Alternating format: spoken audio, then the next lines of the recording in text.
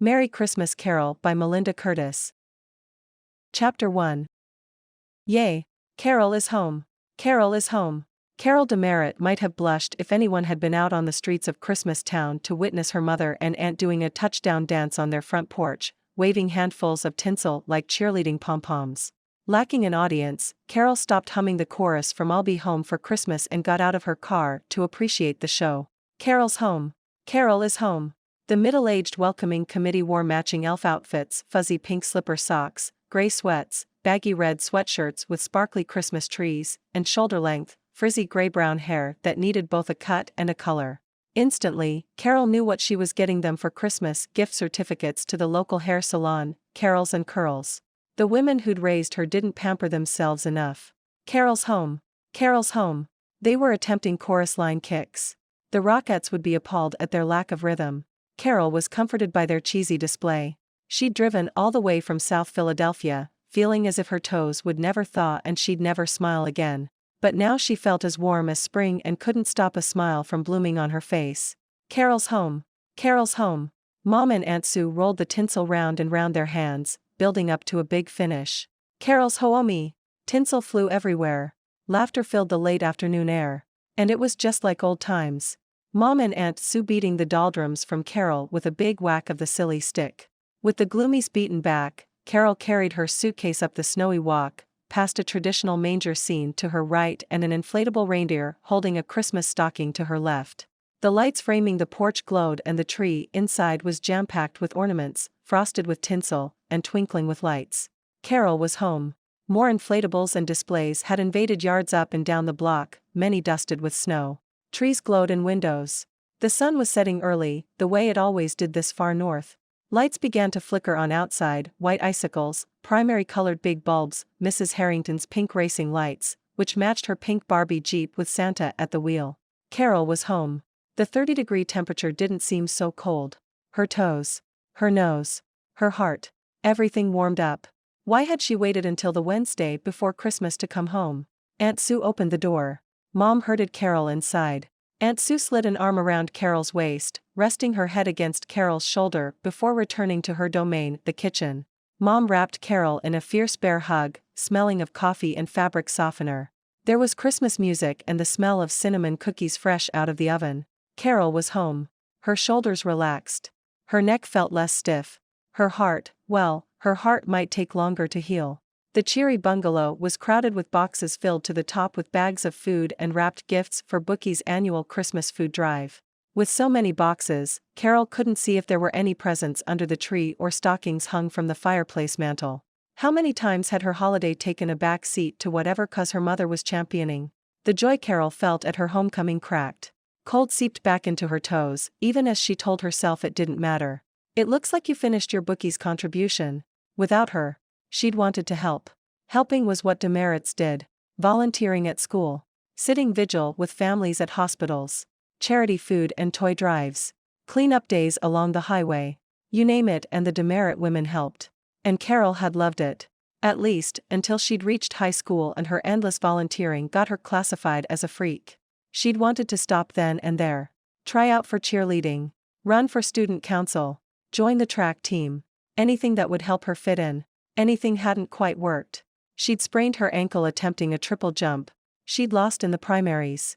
Been cut at cheerleading tryouts. Mom had accused Carol of being selfish, because her activities had cut into her volunteering activities. Carol had fired back with some nasty assessments of her mother as a parent.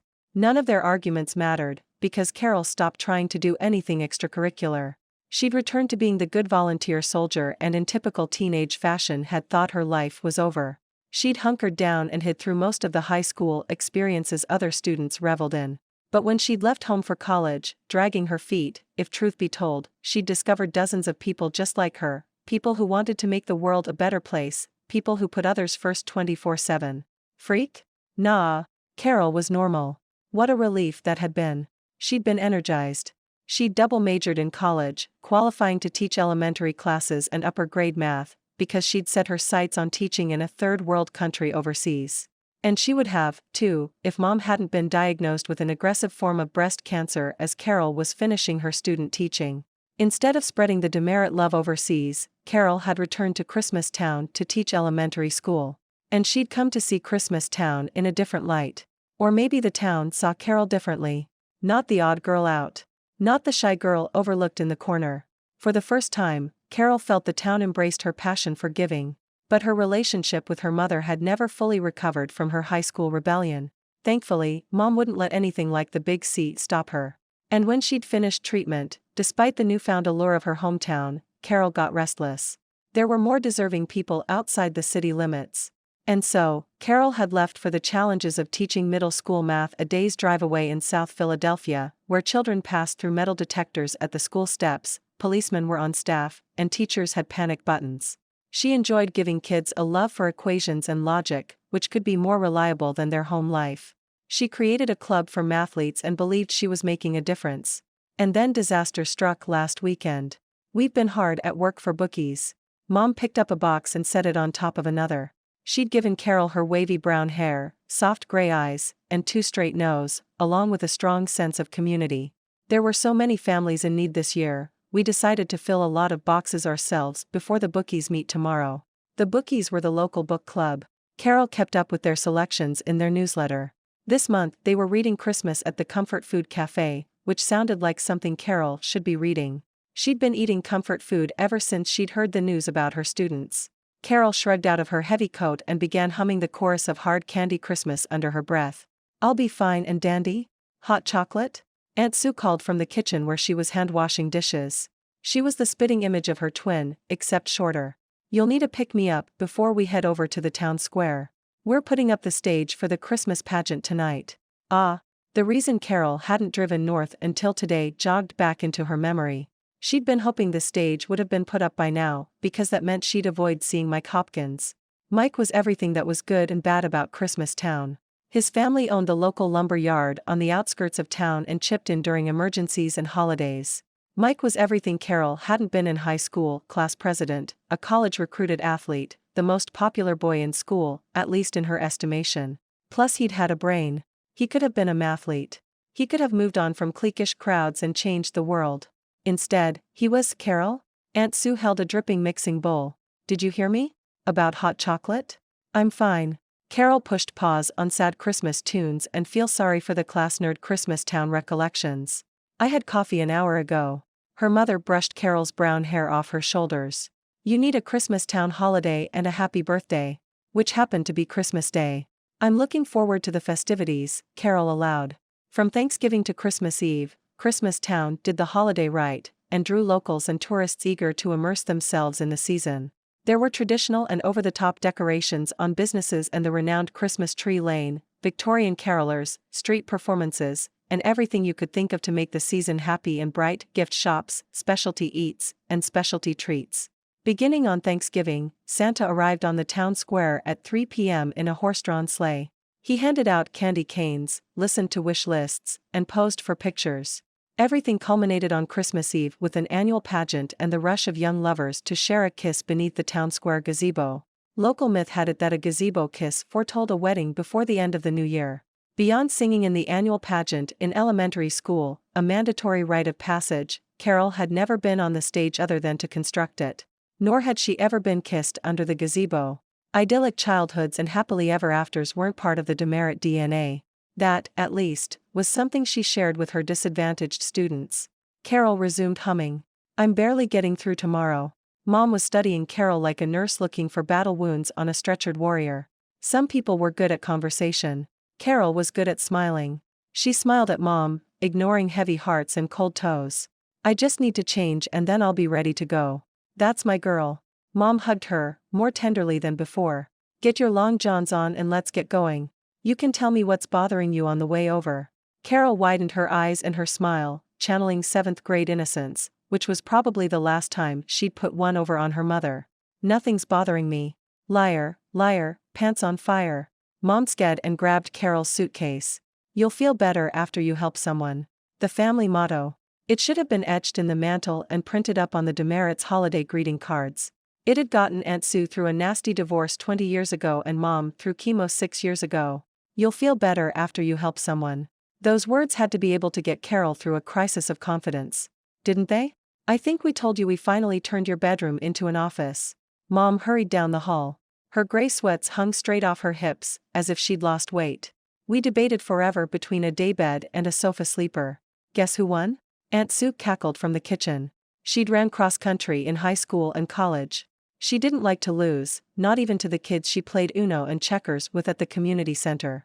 Sometimes it's better to lose a battle. Mom opened the door to Carol's old room and set her suitcase inside. Put on your warmest clothes.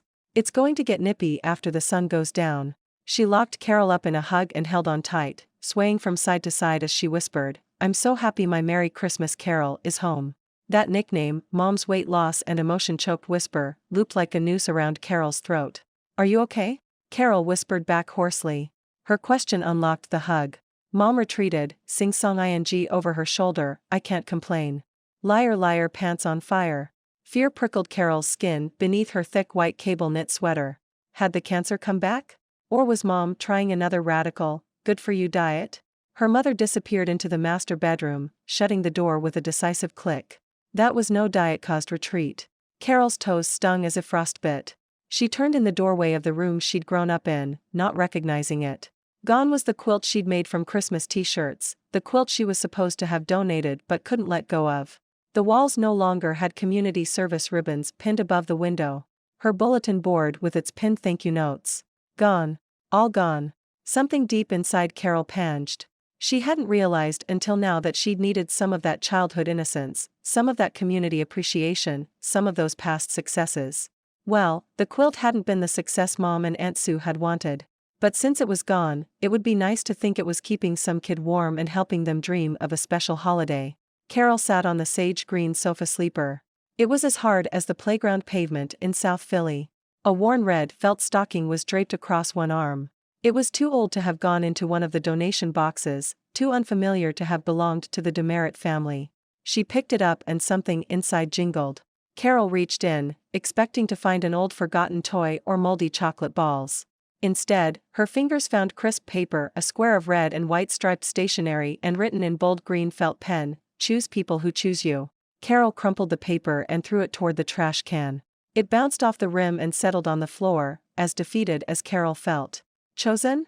She was the girl most likely to be overlooked when it came to reindeer games. She'd poured her heart and soul into her students, trying to give kids without much hope for the future the belief that they could shape themselves a better life, with a little effort. But her mathletes had chosen to follow someone else and look for shortcuts. Carol's stomach clenched. Hurry up and change. Aunt Sue poked her head in the doorway. It takes a village to make Christmastown shine. She was gone before Carol thought to ask whose stocking she held. Chapter 2. Hurry up, son. Lots to do. There's always lots to do at Christmas. Mike Hopkins sounded 2 silver bells shy of a humbug. He pushed his dad across the snow-dusted road in his wheelchair, dodging tourists bustling for special Christmas finds before the street vendors shut down for the night. He counted the days until Christmas Eve. Most people counted down to Christmas Day. Not Mike. The big countdown for him, being Stuart Hopkins' right-hand man, his legs, so to speak, was the Christmas Town pageant on the 24th. 3 days from now. There was no changing that, not even if he wanted to. It's not enough time. Not even if they worked through the night of the 20th, like they planned to tonight. Mike wove his way between a trio of Holly Scouts with their red berets and a quartet of Victorian carolers, who were singing a round robin of God Rest Ye Merry Gentlemen. Rest. There was something he didn't get enough of from mid-November through Christmas Day. A few weeks ago, Mike, Dad and his volunteers had set up the wooden booths for seasonal vendors, the stalls that looked like Santa's workshops and dotted the closed roads around the square. They'd replaced pieces that were rotted and touched up paint. Now it was time to put up the stage. Mike glanced at the sky. No stars. Thick low clouds. The wind chilled exposed skin. It would be a race against the storm. Michael, did you remember your tool bag? Dad always worried about the details. He was bundled up better than the baby Callie Galloway was pushing across the green in a blanket-draped stroller. Not only was Dad wearing a snow bib, but he also had on an Arctic-rated jacket, a blue knit cap, and his lower torso was tucked in a sleeping bag. Yep. The sleeping bag was Mike's condition to Dad's managing stage setup. He was his father's caregiver, had been since Mom died a decade ago. They were going to be outside for hours. If Dad insisted upon being here, Mike would make sure he was warm. The decorations and vendor booths always went up in time for Thanksgiving, but the stage was only constructed days before the pageant, weather permitting. This year, meteorologists were divergent in their predictions of the storm's path. Dad was convinced the brunt of the storm would pass to the south. And since he oversaw stage erection, the final decision on when to construct it came down to him. One man braved the freezing temperatures on the frozen tundra between two tall lines of pines, whistling jingle bells. Nick Banning made tracks in a big rectangle, laying out the footprint for the huge stage by stamping down snow. He was one of the town's handymen and one of North Pole Lumber's best customers. Mike greeted Nick and maneuvered around an icy patch to reach the curb. He reversed the chair over it and backed the rest of the way to the stage area, positioning his father's chair so he could manage the proceedings. "Looks like our crew is thin this year." Looked like an all-nighter. A snowy one. More will come. The enthusiasm in Dad's voice was contagious. Mike smiled. Of course, they will. It was Christmas town, after all. And they were Mainers, used to the snow. Grandpa Wally backed the blue North Pole lumber truck over the curb. It was loaded with the wooden pieces of the stage platform. Two large canvas duffel bags sat on top of the painted plywood, filled with all the hardware. The stubborn old man peered out the window between a muffler wrapped around his pale wrinkled face and a thick blue knit cap pulled low over his bushy white brows. A widower, Grandpa lived with Mike and Stuart, and at 80 refused to move to Over the River, the local retirement home. The sky was turning dark and the holiday lights from the Victorian homes lining the town square glowed a warm holiday welcome. The Victorian quartet finished their performance to a smattering of applause. A child's laughter drifted across the town square and inside the gazebo a couple exchanged a kiss beneath the mistletoe. Too early. Local myth said you had to kiss on Christmas Eve beneath the gazebo for wedding bells to ring in the new year. And speaking of early, the wind whipped past, tugging at Mike's knit cap. "Are you sure we shouldn't wait until after the storm passes tonight, Dad?" Mike glanced at the threatening sky above. "Now's the time." There was no doubt in Dad's voice. None. Not surprising, since he'd been doing this for decades. Everyone needs the stage for rehearsal beginning Friday. Rehearsals were never cancelled for light snowfall. "It's best we get it up now or we'll be digging the town square out just to put it up tomorrow." Dad smiled up at Mike, waving the laminated stage plan in his gloved hand. Each piece of wood was numbered, as were each of the metal frame pieces and trusses. Dad was into logistics. Being a paraplegic meant he had to figure things out in advance. Snow or no snow, we've got to go. As if on cue, Grandpa Wally turned on the spotlight attached to the truck door and aimed it on the stage grounds. Illuminated, Nick patted his flat stomach and gave a mighty, ho, ho, ho. Mike hoped his friend would still be laughing hours from now. Sam Collins, Nick's business partner, pulled his trailer across the town square with the frame and trusses that created the stage wings. They'd been loaded strategically, as well, stage frame on top. He parked and switched on a spotlight of his own. The stage area was now lit up brighter than the elaborate snow scene on the front yard of boxes and boughs, the decorating business across the street.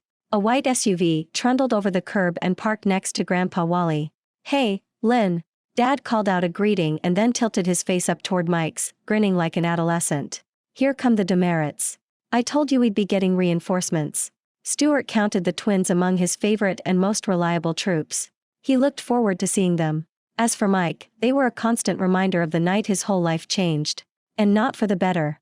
He waved his hand to greet them and joined Sam to unload the stage frame from the trailer. "Watch out, fellas." The sound of a drill revving filled the air. "Here come women with power tools." That was Lynn, the taller of the DeMerritt twins. She wore pink snow pants and a bright red parka with white trim. A red knit cap with yellow yarn braids fell over her shoulders. Her twin sister Sue wore the same red and white parka, but over a pair of blue snow pants. She opened the rear hatch of the SUV. "I brought warm cookies and hot chocolate. And some brandy for those who need a little extra to warm their insides." That was nice. They'd need that later, especially since it looked as if the storm had scared away most of their volunteers. "I like how you roll, Sue." Nick gave the woman a thumbs up.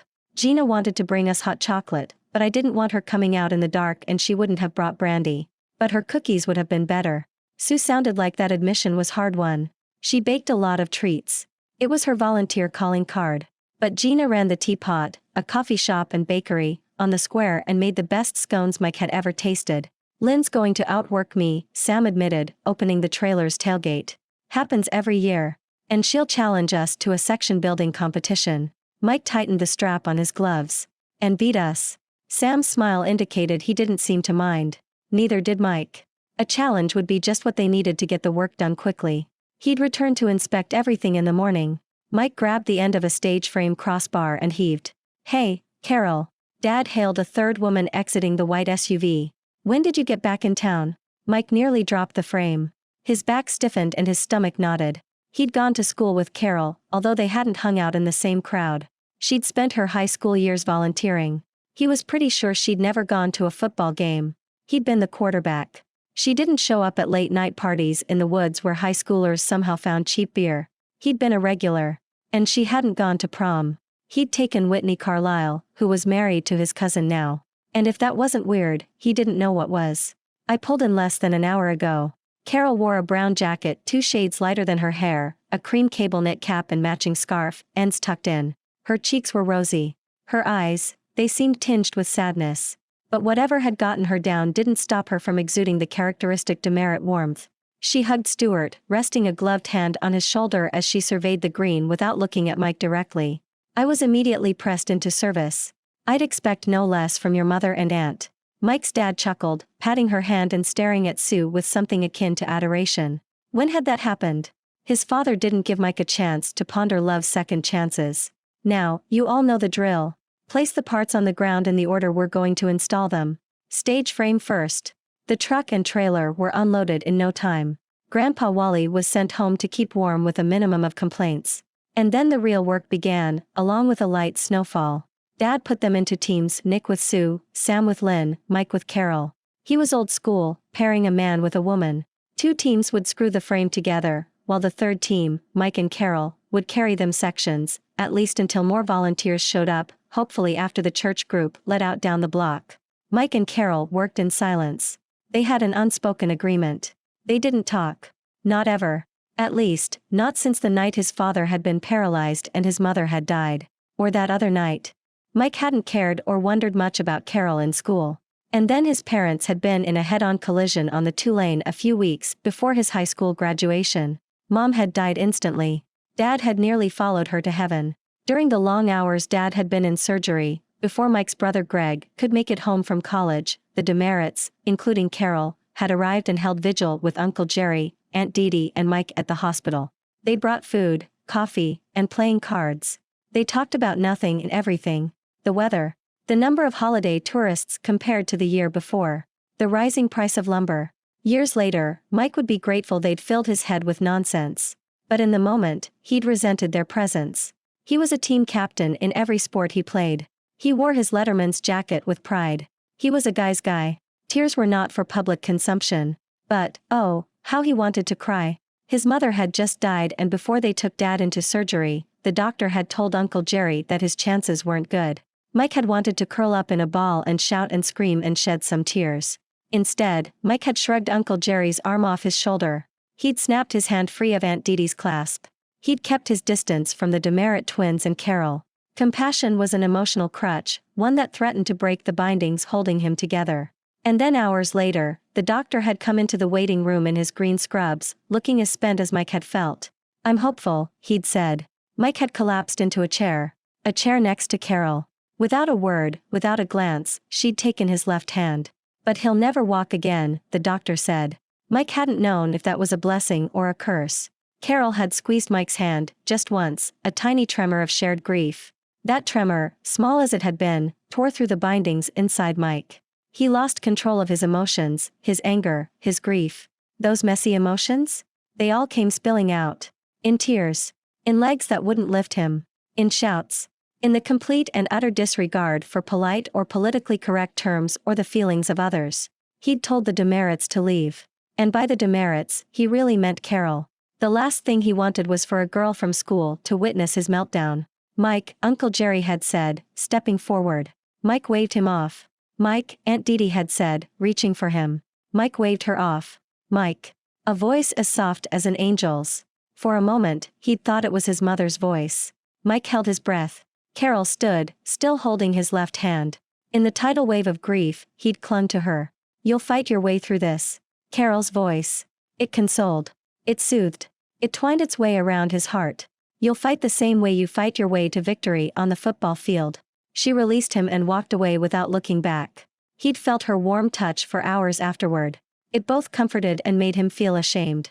He hadn't talked to her since, not even the following New Year's Eve when he'd bumped into her at a party. Once the weather clears, Dad was saying hours after they'd started the stage. We'll get the curtains and the lights out of storage. Gavin over at Boxes and Bows said he could do the lights and sound this year. Which was great since Gavin used to be a roadie and was used to climbing up scaffolding to make sure electronics worked properly. Despite the cold and the snow, despite the late hour, they all took a moment to admire their work. The church crowd had come and gone. Once more, it was Dad, Nick, Sam, the DeMerritts, Mike and Carol. The tresses rose up like slender castle turrets 20 feet above the stage. Snow fell in a steady, soft whisper. Carol stood a few feet behind Mike, humming Blue Christmas. She'd been humming Christmas tunes the entire time. Depressing ones. Mike preferred happy, fast-paced jingles himself. Lynn climbed the steps and tap-danced her way across the platform without any grace. She stumbled center stage. Holy moly. We've got trouble. She knelt. Right here in River City. Mike was the first to reach her and inspect the plywood floor panel. He brushed away a few inches of snow. It was soft, as if it had gotten wet during the summer. He dug a screwdriver through the black painted wood with alarming ease. How had they not noticed this during assembly?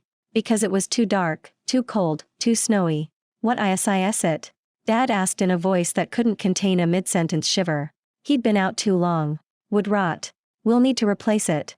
Before someone fell through the stage. Mike had some plywood in stock and some black paint at the yard. No one step on this. Using his screwdriver, he marked the 4x6 piece with a big X. Your wish. Lynn tap-danced her way backward and bowed. My command. Sue clumped up the stairs to join Lynn, and together the twins performed an impromptu dance stage right. Moves that bad would probably never be performed during the Christmas pageant, but they'd earned the right to take the stage. Dad clapped and laughed. Nick and Sam looked too tired to do much more than smile at the dancers.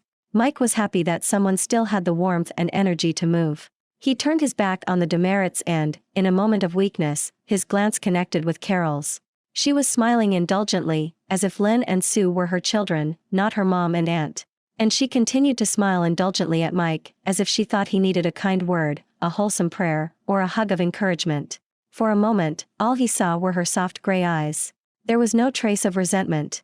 If anything, her gaze was tinged with that sadness he'd first noted on her arrival. His left fingers rolled up as if they held something precious and his chest filled with something he had no name for, something that made him want to dance, not tap, want to sing, in the shower, want to grab hold of someone, surely, not Carol, and race toward the gazebo, who cared if it was early.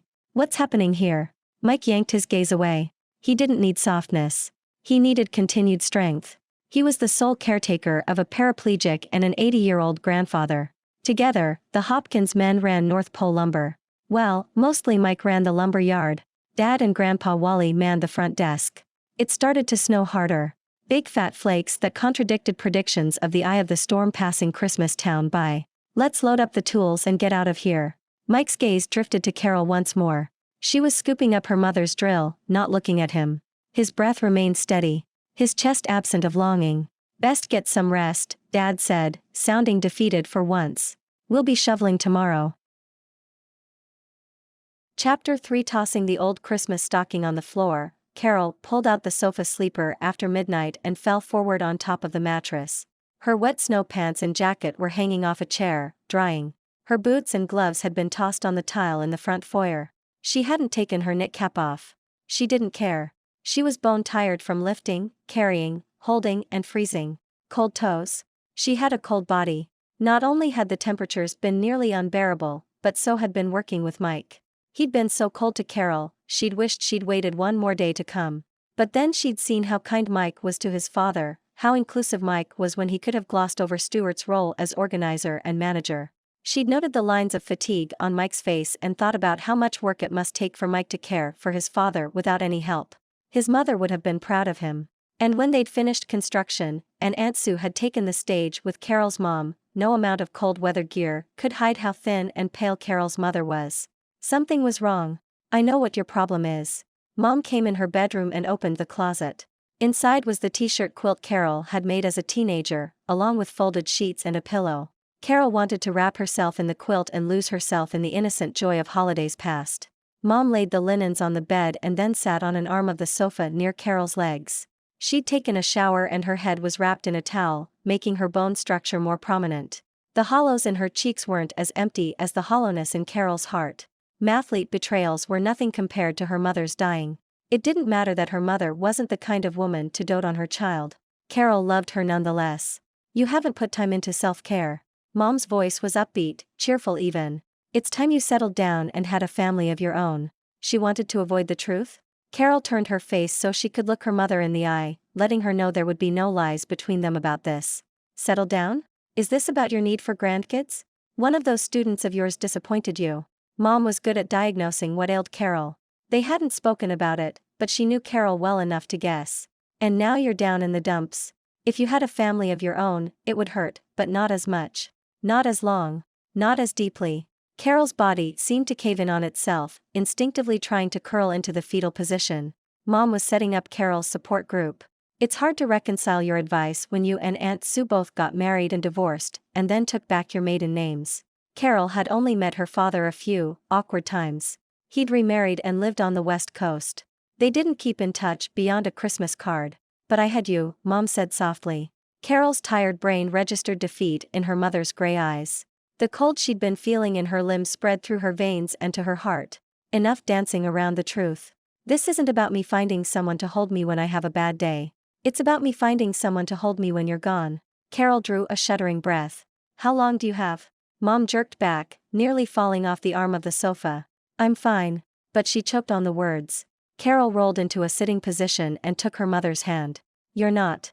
Tell me the truth. Mom's lips trembled. I don't want to be a burden to you or Sue. Her eyes glistened with unshed tears. I found out a week ago. It's stage 4. Stage 4. Her cancer had spread to organs. This was bad. Heart-squeezing, sweaty palm bad. Carol came to her knees and hugged her mother, never wanting to let go. I'll take time off. Please don't.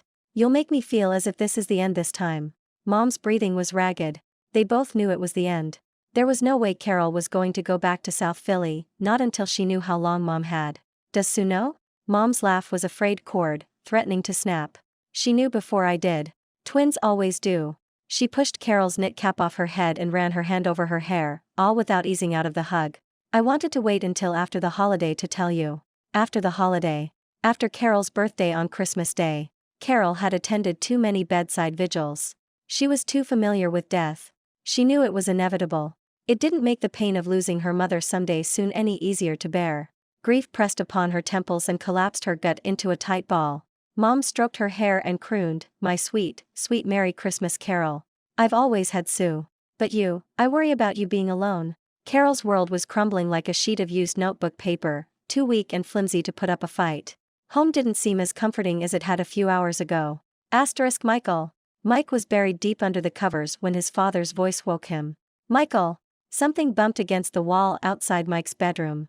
Mike sat up, feeling as if he'd just fallen asleep. The covers fell to his waist and the Maine winter cold embraced him. Coming. I'm coming. He tugged on a pair of jeans and a sweatshirt and then threw open the door. What's wrong? What happened?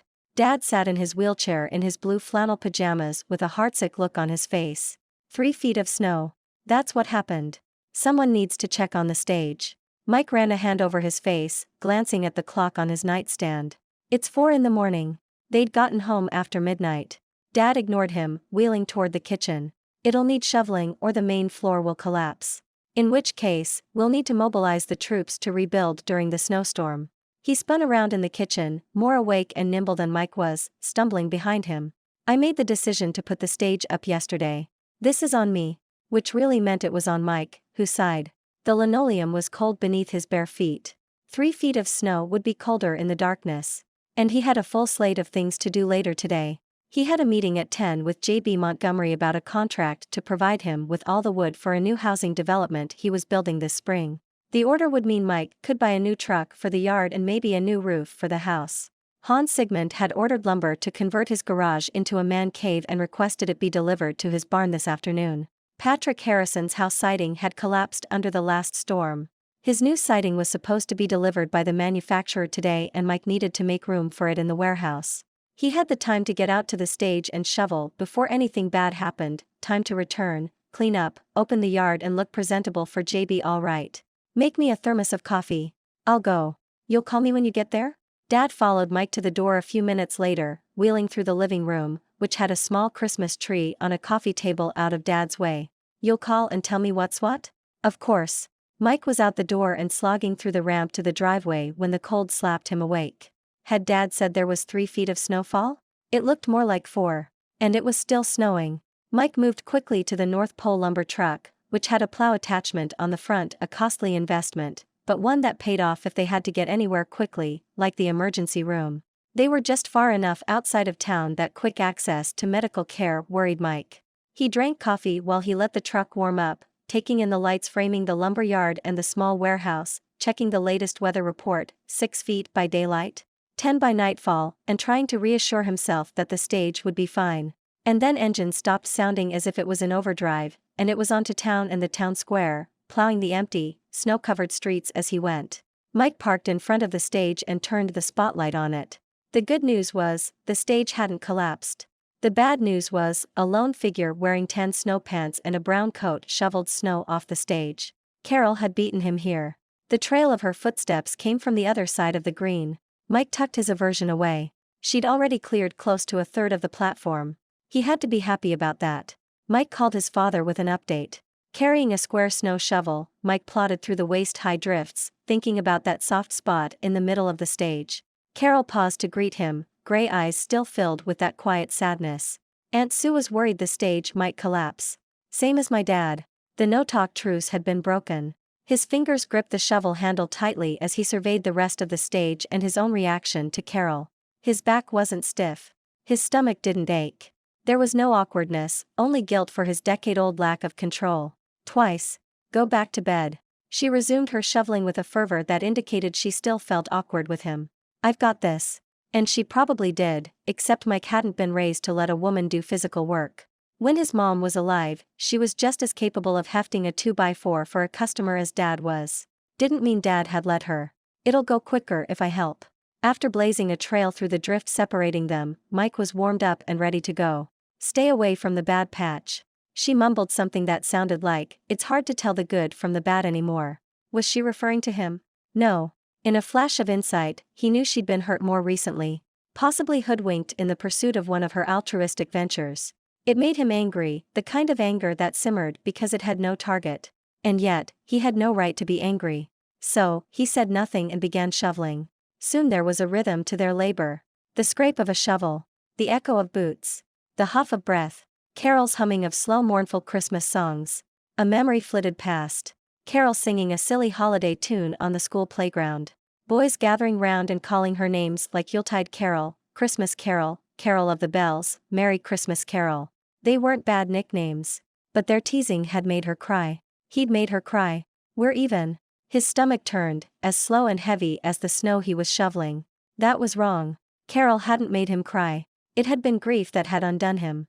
But there was no excuse or reason for the following New Year's Eve. She'd been home from college, along with many of his friends. They'd been at a party in Cliff Tarrington's barn. Carol had never shown up at the parties their classmates had thrown before. Mike couldn't keep his eyes off her. She wore brown boots, blue jeans, and a thick white cable knit sweater. Her brown hair fell softly around her shoulders. She mingled and laughed with Mike's friends as if she'd been doing so all her life, whereas Mike had been lurking in a corner, feeling like an outsider because of his mother's death, his father's handicap, and his decision to take a gap year before starting college. He felt as if their high school roles had been reversed. When the countdown to midnight had begun, Mike had found himself in front of Carol. All Mike could think of was the warmth of Carol's hand, softness of her voice, the advice he'd taken to heart about fighting through grief. When she'd held him, things hadn't seemed insurmountably grim. The countdown. The surprise on her face. The dim lights. He'd reached for her and whispered, "Happy New Year," before kissing her at the stroke of midnight. Carol was soft. Warm. Comforting. But she was also the woman he'd heard in the hospital waiting room half a year earlier, the one who'd witnessed his tears. Pride made him release her and walk away. Pride made him keep her at a distance when she came home every holiday season. Is this a losing battle? Carol stared up at the snow-filled sky, her dark lashes lined with snowflakes. There was another 4 inches of snow covering the stage she'd cleared before Mike arrived. No. It's predicted to slow down with sunrise. but not a whole lot. If we can get it clear enough to fix the soft spot, we'll be fine. They were getting close to the soft spot in the middle of the stage. Mike shoveled around where he thought it was. And then, back to Carol, their butts bumped. He stumbled forward into the snow and she latched onto his arm, perhaps in an ill-fated attempt to catch him. Crack! The plywood beneath him gave way. Mike fell as if in slow motion, which was slower than his stomach, which plunged to the ground. Snow tumbled on top of him, working its way at the back of his neck beneath his jacket. It was cold. And it was heavy. Wait. Not just snow had fallen on top of him. Carol had fallen on top of him. Mike couldn't draw a breath. Her back was pressed against his face as if she was intent upon smothering him. I'm okay. I'm okay. That was Carol talking. He put his hands on her hips, her well-padded hips, and squeezed and ow. She fell back on him. So much for lifting her to safety. He hadn't lifted her to the stage, but at least he was able to breathe again. He gave her hips another push. Sharp pain lanced through his wrist once more. Ow. That's not good. Oh, no. You're hurt. Carol scrambled back to the stage using his shoulder as a step. She turned on her stomach and reached for him. Take my hand. Come on. I'll get you out of there. Mike stood. The stage was 3 feet tall, after all. Not that he'd remembered that when she was on top of him. Oh. She hadn't remembered either. Carol got to her feet, offering her hand again. Normally, hopping onto a 3-foot-tall platform was no big deal. But Mike was in snow gear and down a healthy wrist. Reluctantly, he took her hand, fully expecting to have her fall on top of him again. Instead, she yanked him out, surprising him with her strength. Where does it hurt? Fingers? Hand? Wrist? She reached for his right arm. Mike yanked it back. Ow. He'd sprained a lot of body parts during his football career. This was worse. Not that he wanted to be a wimp about it, but ow. He'd tried to turn his wrist and self-diagnose. Bad idea. Come on. She seized Mike's good arm and led him down the stairs. We'll take your truck. I can drive myself home.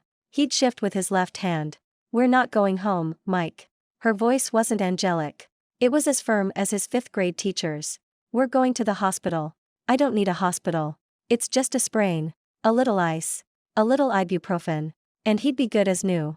He reached for his keys with the injured arm and sucked in a breath. The fact that you can't be your normal veins of ice self should tell you something.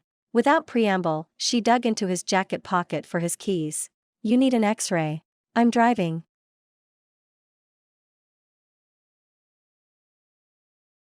Chapter 4. Mike Hopkins wasn't a happy camper. He wasn't happy the emergency room was empty. He wasn't happy to be seen right away. He was practically depressed that Carol was correct and he needed an X-ray. Carol settled in for the long haul, waiting for the orthopedic specialist to put Mike in a cast. She'd texted her mother not to worry, and tried not to worry about her mother. But apprehension buzzed between her ears like the white noise she played on her phone when she had trouble falling asleep. She shed her snowsuit and sat at Mike's bedside, humming along to the Christmas music playing over the speakers and trying not to stare at Mike. When she'd first seen him last night, she hadn't wanted to get out of Aunt Sue's SUV. Broad shoulders that could carry any load. Muscular arms and legs from the demanding work at the lumberyard and care for his father. Bright brown eyes that could see everything. Mike looked like a man who knew his place in life and could roll with the punches. What if he looked down on her the same way he had after he'd kissed her on New Year's Eve? As if he'd drank too much and mistaken her for someone else? In reality, he'd barely acknowledged her at all. Mike had been a rock star in high school. A great athlete. Not gorgeous, but good-looking with a confidence that made him handsome. He was really good at science and math, enviably better than she'd been. It came easily to him, which was good since he seemed to care more for his athletic pursuits. His truck had been old, but the cool kind of old. In short, Mike had IT. God status. Carol had had none of IT. She'd been in the throng of student also-rans. The nerds, the less pretty, the passionate about something not cool. You know, the remaining 90% of the student population. She'd be lying to herself if she denied having a crush on Mike, who'd been in her math classes all 4 years. She'd be lying to herself if she pretended he'd ever noticed she was alive after the 4th-grade schoolyard spectacle of Merry Christmas Carol name-calling. After his parents' accident, he'd treated Carol the same way he'd treated her while building the stage last night, never looking her straight in the eye and never speaking directly to her. Logically, she knew it was grief, but there was still a tiny corner of her heart that wished he'd see her and see her differently. And then she'd come home after her first term and run into some of her classmates at the teapot. Going away to college had given Carol some undeserved cash. Becky Usted had invited her to Cliff's New Year's Eve party. Carol had surprised herself when she'd decided to go. She'd spotted Mike inside right away, hanging out in a corner with his football buddies. Occasionally, his laughter would drift to her between songs, but it didn't sound genuine and his smile seemed forced. Her heart went out to him. But she didn't dare approach. She spent the night catching up with friends. And then the countdown had begun. Couples formed. Friends clustered together. Carol was alone. Her chest felt empty and her gaze searched for Mike. She didn't have to search very hard. He appeared before her, drawing her into his arms for her first kiss. It was everything a first kiss should be. Tender, full of longing. But the clock struck midnight and Prince Charming left Cinderella. Carol stood immobile for several seconds, not knowing whether to be angry or hurt or flattered.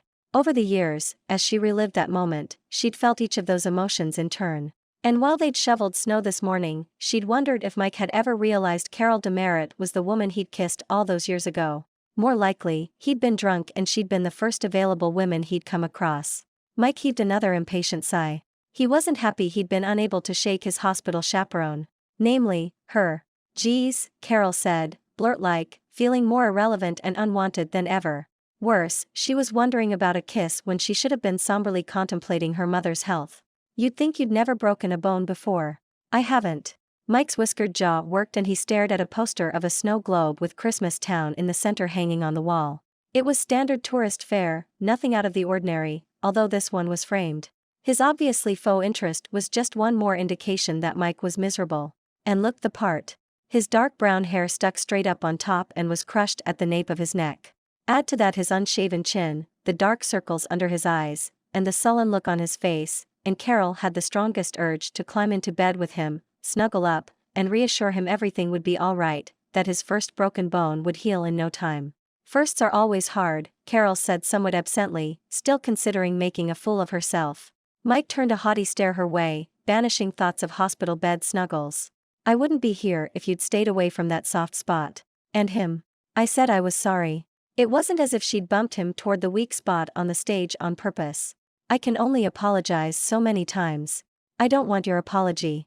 He ran a hand through his hair, which only made it look worse. "I don't have time to be injured." She stood, poured a little water from the pitcher on the bedside tray in her hands, and slicked his hair into place on top.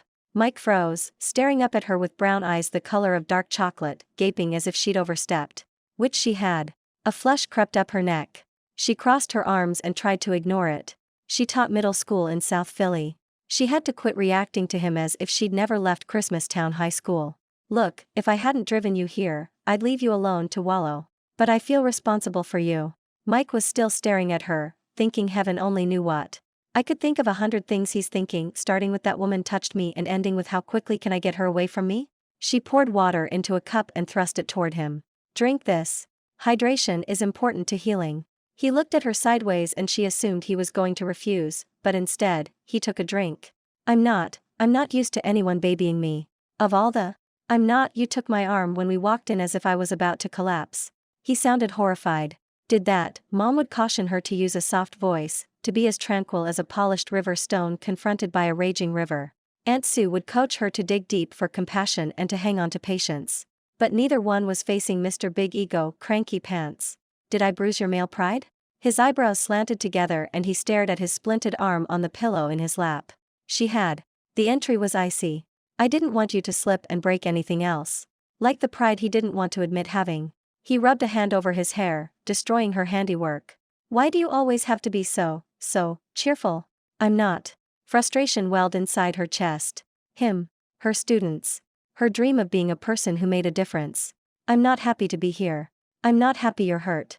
She flopped back in her seat. "I'm not happy you're not happy. I'm for sure not happy that my students robbed my principal's house last weekend. And overshare. Plus she'd almost told him her mother was dying." Carol froze, right there in her seat beneath the hospital heating vent. Only her eyes moved, full of potential tears, shifting as if magnetized toward Mike. The lines of disapproval on his face faded. "Say that last part again." Grandma got run over by a reindeer piped through the loudspeaker. Her Christmas was turning out to be just as disastrous as Grandma's. "It's nothing. Nothing she wanted to talk about. It's something. And something else." Mike worked his mouth as if chewing on her denial, finally spitting it back at her. Is that what you meant this morning about not being able to tell the difference between good and bad? He'd heard her whining this morning? She was barely able to move her chin to nod. I thought you were referring to me, Mike said softly, gently, unexpectedly. Carol expelled an air vomit, sounding like a cat coughing up a hairball. You're good. Trust me.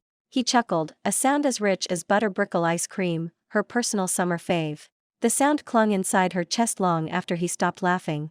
And yes, that was Carol sitting in silence contemplating her high school crush's laughter and how his shoulders were strong enough to lean on in times of crisis. Did you put your faith in your students? Carol's bruised heart clenched. She had.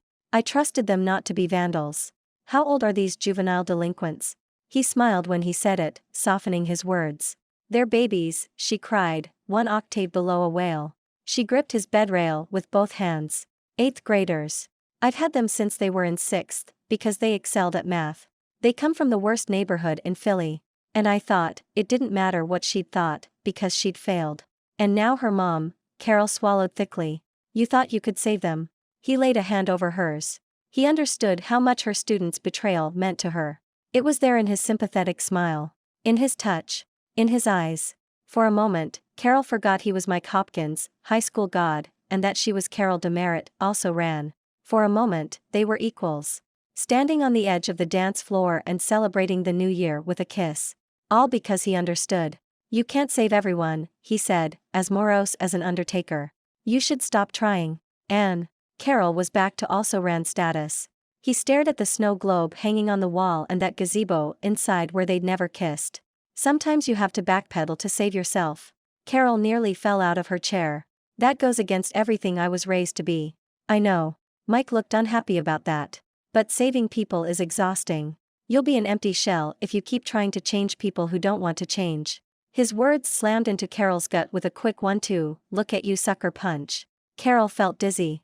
Students who didn't listen to her advice. Mothers who didn't want her help. It was demoralizing to the point of exhaustion. No wonder she'd been fantasizing about kissing Mike for the past 12 hours. He was right. Being a demerit was exhausting. It left her empty and alone. Everything he said was true. And yet, I can't stop. I won't. I know. But aren't you tired? Their eyes met, but his gaze went beyond him seeing her face. He was seeing into her soul. She felt their connection like a warm blanket swaddling her heart. Aren't you tired of bad news and setbacks and failures? If he hadn't used the F word, she might have been able to deny it. As it was, the ache in her bones turned into a sharp stab of pain, one that tried to deliver a death blow to good intentions and good deeds. But she couldn't deny who she was. She couldn't admit she was weary of good deeds being taken for granted. Not when her mother was dying. Why are you telling me this? Carol wasn't sure she wanted Mike to answer, so she kept on talking, venting her frustration, angry that he'd pinpointed the one thing she'd been reluctant to admit, even to herself. That she was tired and ready to stop trying to save the world. You avoid me until you can't. You don't talk to me. You don't like me. I like you. He didn't look at her when he said it. My BS meter is in the red zone. Carol wrapped her arms around herself. Remember, I work with middle schoolers. Who tried to embellish everything from the reason for needing a hall pass to the reason they hadn't done their homework. All right. I'll admit it. Using his legs, Mike pushed himself higher up in the bed. This time he didn't shy away from her gaze. You make me uncomfortable. Carol couldn't find anything to say. His statement implied she had some type of power over him. She, Carol DeMerritt. The woman he'd kissed and left on New Year's Eve. Miss also ran. Watching you, hearing about your efforts, he plucked at the pillow beneath his splint. It makes me feel petty and small. But, you take care of your dad. You gave up a chance to play football. That must have stung. He'd gone from being prom king to lumberyard manager. When I came home from the holidays freshman year and saw you still here, I was surprised. She didn't want to reference that night, that kiss. Let him bring it up. Do you know why I avoid you? Sometime after high school, he'd mastered the art of the dark look. Maybe he didn't want to talk about New Year's Eve either. His dark look had almost no effect on Carol. Early in life, she'd mastered the art of being Teflon, at least in her demeanor. Yes, I want to know. Why had he kissed her? I avoid you because you were there, he said flatly, not answering anything. The night of Dad's accident. His words were nearly as brittle as his cracked bone. You were there. You witnessed everything. You heard everything. You saw. I don't know what you mean. Carol fell back in her chair, perplexed. This wasn't about their kiss? I remember that night and how devastating it was. It was hard for me to hold it together. I kept looking at my mother and thinking, drunk driver. That could have been my mom in the operating room. Or the morgue. She shuddered, because chances were her mother wouldn't pass away suddenly without warning. And then tears filled her eyes, because good or bad, she couldn't imagine a life without her mother in it. I was scared. I was frightened for both of us. We were just kids. 18, but still sheltered by the innocence of Christmas Town. I kept distracting myself by bringing everyone coffee and humming Christmas carols, but I couldn't understand how you could be so brave. Brave? He flopped back in bed, staring at the snow globe picture. I raised my voice to a woman. I had a meltdown in front of everyone. His mouth set in a grim line. In front of you. He'd cried. Who wouldn't when his mother had just died and his father almost had, too? Mike. She took his large hand, suddenly on more familiar turf. She'd been viewing him through the eyes of a besotted teen, and he'd been associating her with painful memories. She needed to take on the role of a DeMerritt. I spent a lot of time in that waiting room as a child in support of a lot of different people. Yours weren't the worst words I ever had tossed in my direction. Not by a long shot. You hung in there until the doctor delivered the news. You needed someone to shout at. I was glad I could be there for you. On a DeMerritt level. On a high school girl level, it had been crushing. I yelled, some pretty terrible things. His features were taut, his tone remorseful. I've heard worse. Carol shrugged, not feeling at all like unscratchable Teflon. Afterward, I was upset that you'd seen me cry, he said gruffly, reminding her he had an above-average dose of pride. I'd yelled at you and you didn't shed a tear. You thought I was making fun of you? All this time? She released his hand, gripping the bed rail. He didn't know her at all. He'd never known her. But really, what God knew and also ran. You think I'd make fun of you when you were grieving? Was that why he'd kissed her? As some sort of punishment? Or to try and embarrass her? Something like that, he mumbled, staring at her hand. The chorus of White Christmas was playing in the hall. One of her favorites. She dreamed of white Christmases where a family celebrated just amongst themselves. Guilt hunched her shoulders. She loved her family. She loved to volunteer. But there'd been many Christmases where her mother had shown Carol a gift she'd asked for and told Carol she was going to give that present to a child who needed it more than Carol did. Mom wasn't the best of mothers. Carol's shoulders bent farther under the disloyal thought. Gifts shouldn't make a holiday special. Carol had the money to buy her own presents now. And if the presents she gave to Mom and Aunt Sue ended up in the stocking of someone else on Christmas morning, it was their right to give them away. If Carol was blessed with a husband and children, she wouldn't give their presents to someone else. She'd be a little selfish, if only at the holidays. Her mother wouldn't be around to argue. What a horrible, horrible thought. Carol's head dropped to her hands. What is it? What's wrong? Mike covered her hand with his. Tell me. She couldn't admit the undemerit trail of her thoughts. Instead, she lifted her head and said the first thing that came to mind. When I was in high school, I considered becoming a nun. Mike's mouth dropped open. A nurse in red and green Grinch scrubs wheeled a gurney past the open door. A nun. She nodded. It felt like I'd been trained from infancy to listen to people, to absorb their pain, to keep everything bottled up inside. And to have the thick skin of Teflon. But even the hard surface eventually wore down and cracked. I envied you the boisterous moments when you'd shout, when you'd get angry, when you'd lash out. His dark brows quirked. He didn't believe her, although she wasn't sure if he didn't believe the nun thing or the envy thing. It was suddenly important that Mike, the most popular boy in school, understood Carol, the least important girl in school. I remember watching you score a touchdown when I was a freshman. You shouted your joy. Every muscle in his body had been rigid with exultation.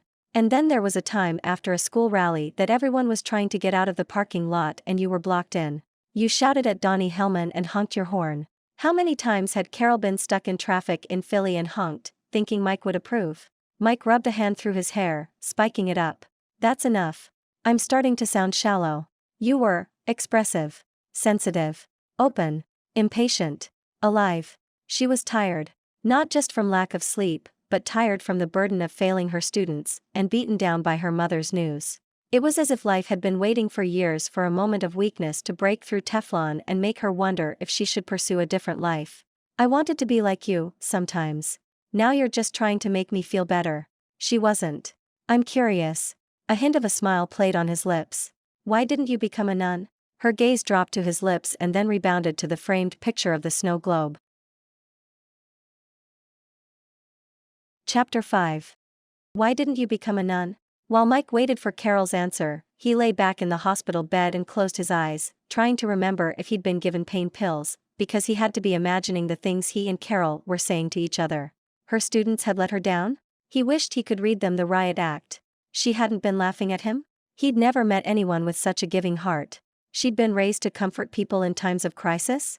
He couldn't fathom why any parent would want to take their child along when people were so upset they'd lash out at anyone, including a quiet, kind-hearted girl. He hadn't ever wondered what had made Carol DeMerritt such a do-gooder. What he wasn't imagining was the jolt of electricity he felt when their gazes connected. Or the peaceful way he felt with her hand in his, as if their hands were meant to be joined. She'd considered being a nun? She had the temperament for it, but Mike was suddenly grateful she hadn't, because more than anything, he wanted to lean over and kiss her. What had come over him? He should be thinking about repairing the stage, his meeting with JB, his to-do list, and the reason the orthopedist hadn't shown up to set his cast. With his eyes still closed, he asked, "Do you remember why?" "Of course. You aren't going to tell me?" He opened his eyes and stared at Carol, at her soft lips pressed tightly together, at her tender gaze slanted toward the framed picture of the snow globe, the same print his mother had loved so much. "You're going to make me guess?" Carol's gray eyes widened and flew to his face. "What's taking the doctor so long?" Mike was suddenly comfortable waiting, if it meant Carol waited with him. "I'm going to guess." "Please don't." Was that panic in her voice? "I know what changed your mind." He made his words as gentle as if he was teasing his kindergarten niece. "You got stuck in traffic and yelled at someone." Her slender arms wrapped around her waist as she shook her head. Mike added a gentle smile to his attack. "You beat one of your students at Yahtzee and shouted with joy." No, his cell phone rang. He tugged it free of his pocket. "Dad. Shoot. I meant to call you. I sent Grandpa Wally over to the town square, but you weren't there." Worry rumpled Dad's words, such that he had to pause and swallow. "He said you'd gotten the stage shoveled, but that it had collapsed on that weak portion." "Yeah. About that, did you go to breakfast? Are you coming by the yard soon to get the plywood? Where are you?" His father was worried, all right. Possibly just as much about the stage as he was about Mike. "Carol and I fell through the stage, Dad." Mike talked faster, feeling like he was a teenager again and hiding something. "We're fine, but I'm getting a splint on my wrist." "A splint?" Carol raised her brow. Mike stared at the snow globe photo hung on the wall and drew a deep breath. "I should be back at the yard in about an hour." Carol made a noise that expressed her disbelief perfectly. "Hurry," Dad said. "It's snowing again." "I'll take care of everything." Mike glanced at Carol, who was shaking her head. "I always do." But a broken wrist was a major complication. He had some heavy lifting ahead of him today. "Now you make me sound like I don't pull my weight." Dad was in a state. "I opened the yard today, you know. You're not dead weight." Still, guilt weighed on Mike's shoulders, heavier than when Carol had used him as a ladder. A doctor appeared in the doorway, wheeling a medical cart. Over an hour later and they were ready to leave the hospital. Mike's arm was in a cast and a sling, which he planned to ditch as soon as he was out of Carol's care. He had to fix the stage and get back to the yard in time for his meeting with JB.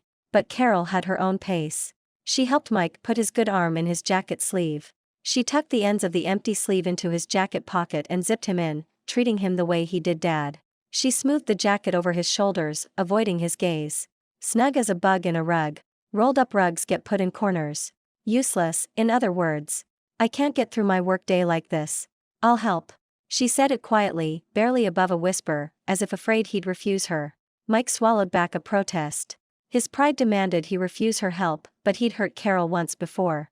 He wasn't going to hurt her again. Besides, he wanted to know what had kept her from being a nun. He nodded. Carol reached for her snowsuit. She was thinner than the suit let on. All that padding he'd felt this morning when he'd tried to push her to safety? It was the suit. She had very little padding.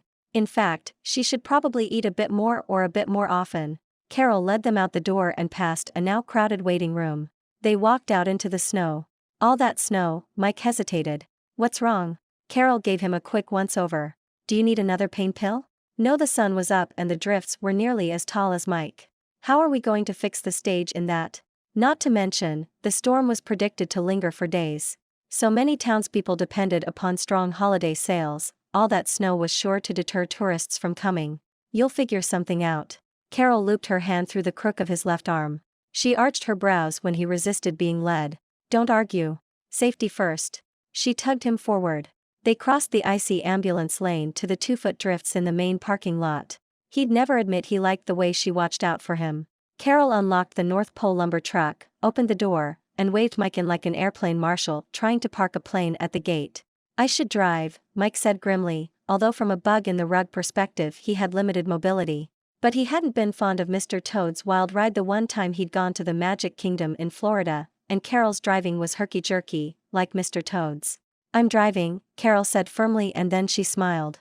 It was a simple upturn of lips, but Mike felt her smile somewhere in his chest, like a gentle touch on a wintry night, one that said, "Hey, I'm not going anywhere. After all, Mike, I have your keys." And Carol wasn't foolish enough to wave them in front of him. "Plus your arm's in a sling." She had him, but Mike couldn't let her get away with it so easily. "Your shifting is horrible. And you jumped a couple of curbs on the way over." It was dark. She shrugged, still smiling. "And I'd never driven a truck with a snowplow attachment before." He liked teasing her. He liked how her gray eyes warmed when he did so. She made him forget about full to-do lists and unattainable dreams. He'd tease her now and wait for the opportunity to ask about the abandoned nunship later. "You mean you've never broken a snowplow before? Firsts are hard to deal with." Carol's eyes narrowed and she pointed inside the cab again, not quite wiping the grin from her face. "We can argue or you can get in." He had no choice. He got in. Carol drove them back to the lumber yard to pick up the plywood and paint for the stage. This time, she wasn't panicked about Mike being hurt or driving a stick shift while the snowplow was at ground level. She didn't jump any curbs or grind any gears. Carol turned down Garland Lane, which had several local businesses: a tile outlet, tinsel and tile, a specialty lighting shop, silver and gold lighting, a paint store, Christmas colors. Her stomach grumbled. She hadn't had anything to eat besides coffee and it was nearly 10. "You didn't eat breakfast. Are you offering to make me some?" Mike's deep voice filled the small cab with an invitation. Or maybe Carol hadn't had enough sleep and was imagining things. "No. I was going to remind you to eat at the yard. The Hopkins men lived in a house adjacent to their business. Fueling your body helps you heal.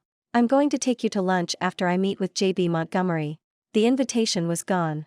In its place was an order. Words pinwheeled through her head almost incoherently: dates. Mike Hopkins. Commands. Nerds. Reality check. Squee. She had to come down on the side of reality. She wasn't the kind of woman who got asked out by Mike Hopkins. Besides, he hadn't asked. "Mike, I said I'd help you, but if you want to make sure I don't ditch this sling today, you'll let me take you to lunch at Posey's." "How kind of you to ask," she deadpanned. He leaned back against the door and gave her that dark look of his. "I heard your stomach growl." He'd noticed? She felt overly heated in her jacket and gloves. Carol slowed to turn into the lumber yard. The driveway gate was framed by 2 large metal poles painted like candy canes. Christmas trees were painted on either side of the front doors.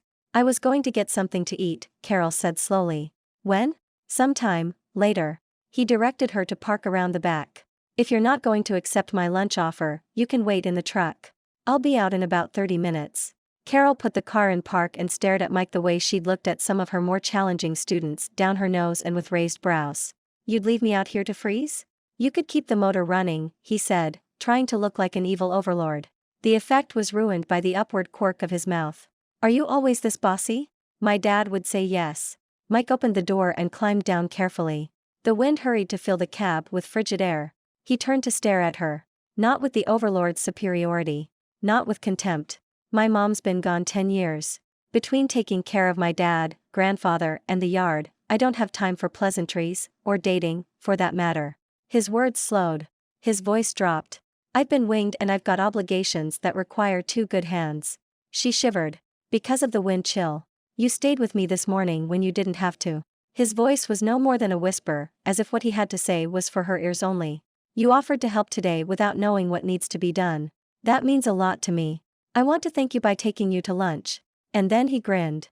"Because you may get your fill of me today and not come back tomorrow." He shut the door. He'd given her carte blanche to help him? More than one day? Carol couldn't breathe. Meanwhile, Mike was climbing the steps to the offices, which were covered in snow.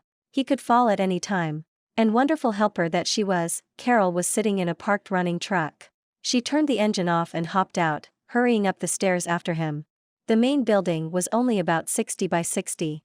It had 4 aisles filled with hardware, gardening supplies, and paint. Mike's father and grandfather waited just inside the door. There was a holiday mural painted behind the sales counter, one with a glowing castle in the background, and Santa's sleigh and reindeer flying off in the starry sky with a full load of presents. Mrs. Anderson was browsing an aisle with garden supplies. "Are you okay, son?" The resemblance between father and son was striking, especially when Stuart wasn't smiling. 20 years and 20 pounds ago, he'd probably been a hunk. He wore a blue flannel shirt and blue jeans. His upper body was toned and muscular, proving he didn't sit still in his wheelchair all day long. He went places in it. "Was it a sprain? Did you get stitches?" "I've got a splint." Mike looked at Carol over his shoulder, not quite daring her to contradict him. "Carol promised the doctor I'd keep my arm in a sling today." Carol shed her hat, coat and gloves. Mrs. Anderson was frowning at a pair of garden gloves. She was Carol's former principal when she taught here, and was bundled for a day of shopping in white snow boots, a full-length pink jacket, and a red knit cap with a white pom-pom that looked to have been made by the naughty elves. Carol thought Mrs. Anderson had 7 kids and 3 sets of grandparents to shop for, what with being on her second marriage. The principal glanced up, a question in her eyes. She didn't catch anyone's attention, other than Carol's. They exchanged mute waves. Carol tried to butt into the conversation, but Wally beat her to it. "In my day, it didn't matter if you got a splint or a splinter. You kept working." Mike's grandfather was tall and broad-shouldered, but bent and wiry from his white flyaway hair to his thin lanky arms. "What good is that portable phone of yours if you don't call us?" Wally turned, apparently only having been interested in delivering a set down. He collapsed in a recliner behind the desk and turned on the television to a game show, elbowing a display of loose holiday balls. One fell to the floor and shattered. "Blast. I'll get it." Wally lurched to his feet. Mike let his grandfather handle the mess. "Last week, you told me not to call." His pain medication must have been wearing off. He sounded cranky. "You said it interrupted your game shows." Mrs. Anderson put the gloves back on the rack and turned with a resigned sigh. Carol hurried to the woman's side. "Welcome to the North Pole. Can I help you?" "But, you don't work here." Nothing got by Mrs. Anderson. "Not in or out of school. I'm just helping out while I'm home. Remember, I teach in South Philly." "I remember. It was our loss. We just had our 5th grade teacher give birth. I need a long-term sub the rest of the year." Mrs. Anderson leaned closer and lowered her voice. "I hear teaching in South Philly is rough." Carol blinked, momentarily at a loss for words. The idea to return and help her mother beckoned, blocked by the need to hang in Philly. Her students would see her leaving as just another adult giving up on them. But Mom needed her, even if she didn't want Carol here. Carol likes to make an impression on troubled youth. Mike picked up the gloves the principal had been considering. "What can I help you with?" "My daughter wanted pink garden gloves, and all I see are red and green ones." Mrs. Anderson had the air of a harried shopper. "Are there any in back?" "We had some a few weeks ago." Stuart rolled away. "I'll go check the stock." Mrs. Anderson sighed, pulled out her cell phone, checked the time, and then frowned. Tick-tock. The principal wouldn't wait much longer. "Who else is on your list?" Carol smiled like Mrs. Anderson was still her principal and it was review day. "Maybe we can knock someone else off while we're waiting. I need something for my former in-laws." "The Patchetts?" Mike moved down the aisle and gestured they follow.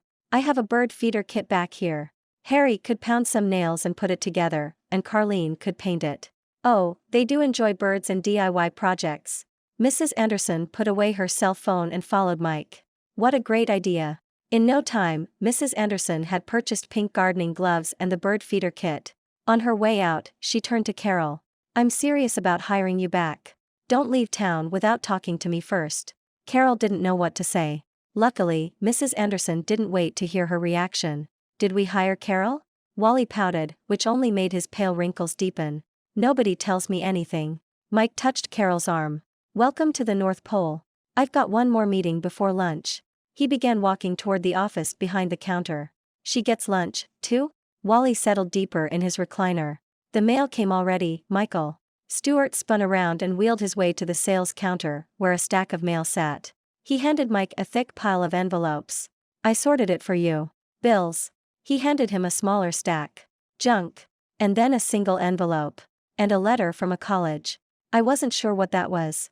Mike hesitated a bit too long before answering. "It's a donation receipt." Carol knew 6th graders who could lie more convincingly than Mike. His dad bought it, though. "Of course. You donate to college football programs." Stuart smiled at Carol, a big friendly grin unlike the more guarded expressions Mike made. Your friend Carol will appreciate your charitable contributions. Mike has such good qualities. I'm not sure what we'd do without him. He takes care of us. And I run the yard. Mike walked toward the office once more. I run the yard, Stuart grumbled. Always have. I suppose I'm chopped liver. Wally turned up the television. Carol followed Mike into his tiny office.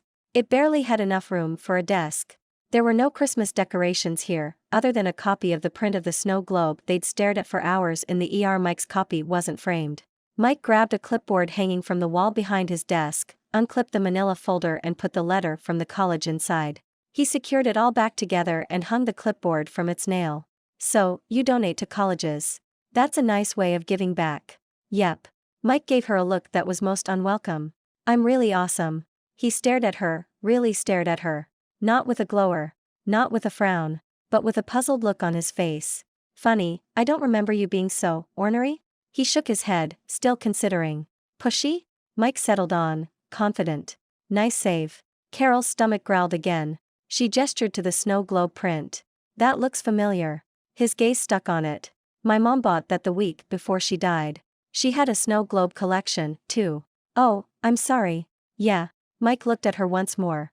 Me, too. A bell rang over the front door. J.B. Montgomery stepped inside. He was one of the most successful builders in the area. He had salt and pepper hair, and a physique that proved he didn't leave all the manual labor to his employees. He liked to build neighborhoods that looked like they'd been built 100 or more years ago. This'll take a few minutes. Mike walked out, shutting the office door behind him. The clipboard with the letter he'd received fell from the wall. Carol picked it up, hesitating to put it back. She was curious. The door was half glass, so Carol could see out. Mike stood near JB, both men standing tall and proud of their accomplishments. Mike wouldn't want her in his business. Put the clipboard back, Carol.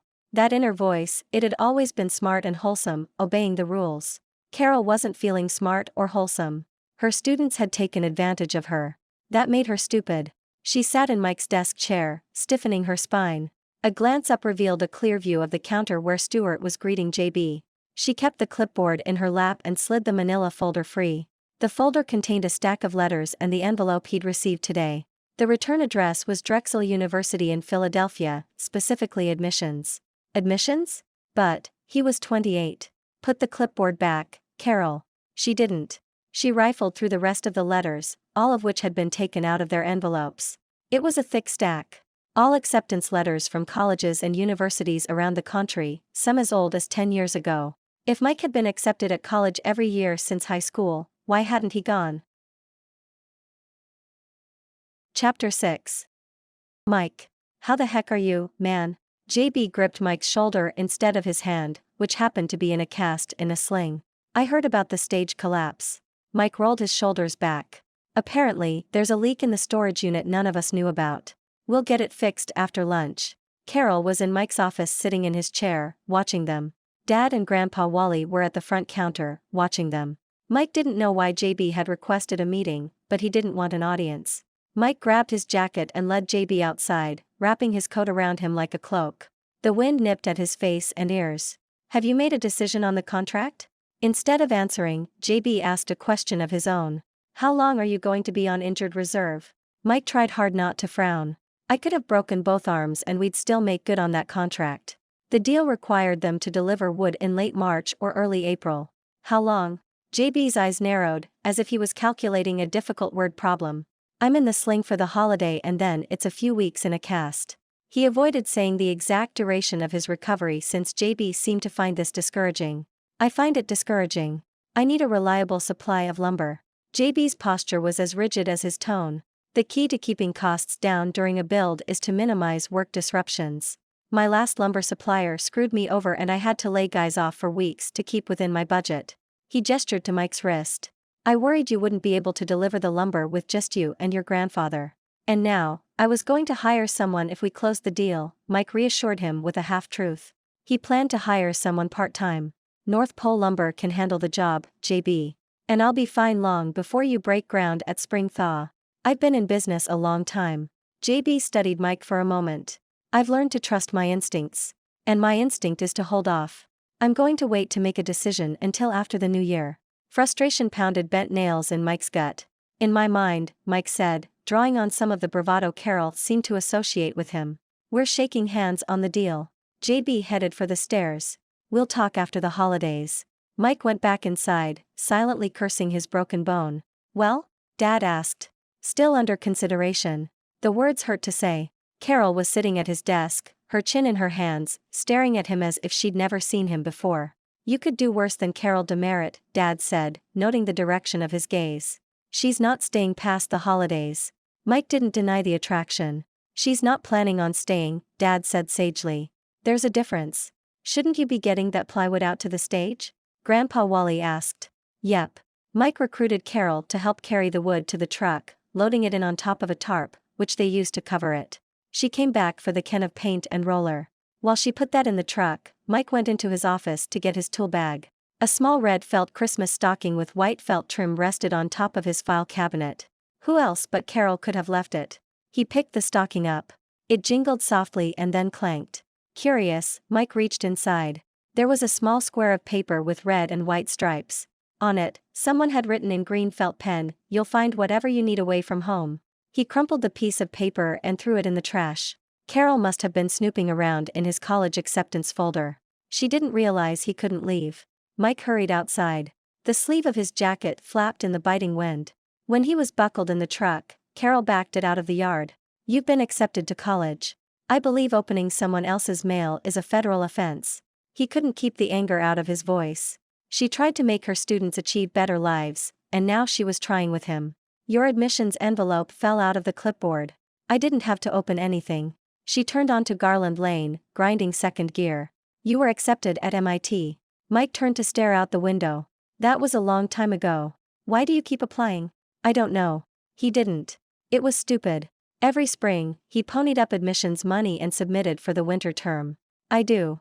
She gave him a sideways glance. "You keep applying because you want to go. Wanting doesn't mean I can. By the way, I don't think this situation needs fixing. I wasn't thinking about how to help you." She did a better job of finding third gear, although they bounced into it. "You're old enough to make your own choices." "Oh, please. I was the star quarterback. I was supposed to be going places. Why didn't you go to college?" She slowed for the bend near Reindeer Meadow. "Bad grades? Arrest record? Deep, dark secret?" No, he could feel his scowl etching itself on his face.